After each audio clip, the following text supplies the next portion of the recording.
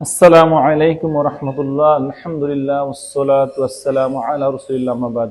যাবতীয় প্রশংসা মহান আল্লাহ তাআলার জন্য, শান্তি বর্ষিত শ্রেষ্ঠ নবী, প্রিয় নবী হযরত মুহাম্মদ সাল্লাল্লাহু আলাইহি ওয়াসাল্লামের প্রতি।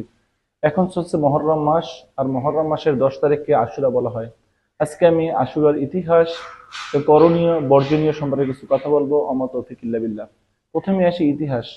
মহানবী হযরত মুহাম্মদ সাল্লাল্লাহু আলাইহি ওয়াসাল্লাম মক্কা থেকে হিজরত করে যখন মদিনায় গেলেন, তখন তিনি দেখলেন যে ইহুদিরা এই 10ই মুহররমে সিয়াম পালন করে।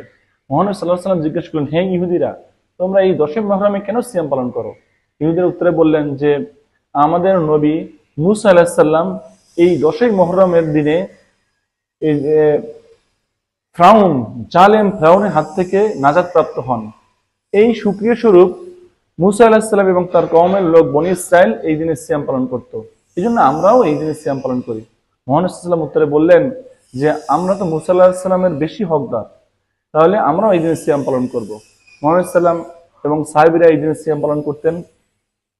মহানবী সাল্লাম ইন্তেকালের 1 বছর আগে মহানবী সাল্লাম বলেছেন যে আমি যদি আগামী বছর বেঁচে থাকি, তাহলে আমরা এই মুহররম মাসে 2টি সিয়াম পালন করব, কারণ আমরা ইহুদিদের বিরোধিতা করব।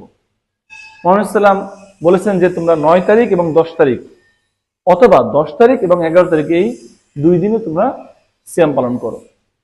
এখন এই মুহররম মাসের ফজিলত কি?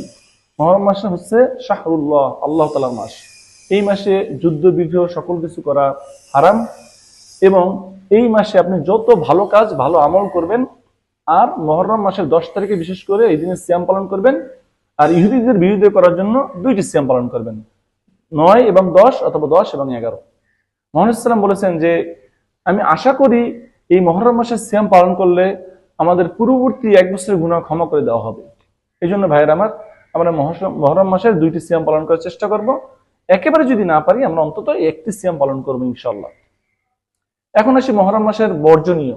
মুহররম মাসে আমাদের সমাজে প্রচলিত রয়েছে যে বিবাহ শাদী করা যাবে না। এটা কিন্তু একেবারে ভিত্তিহীন কথা। আরেকটি বিষয় রয়েছে যে কারবালার ঘটনা।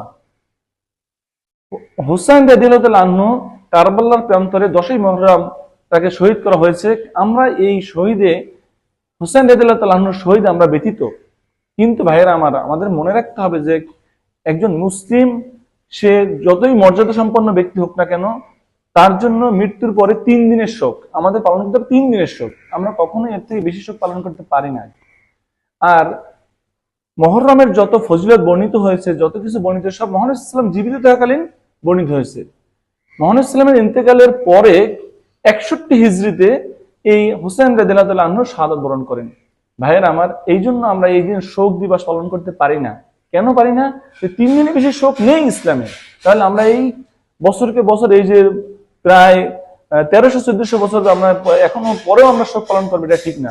তাজিয়া মিছিল বের করবেন, গায়ে হাসান হোসেন বলে আপনি পিটাবেন, রক্তাক্ত করবেন, এটা ইসলামে হারাম।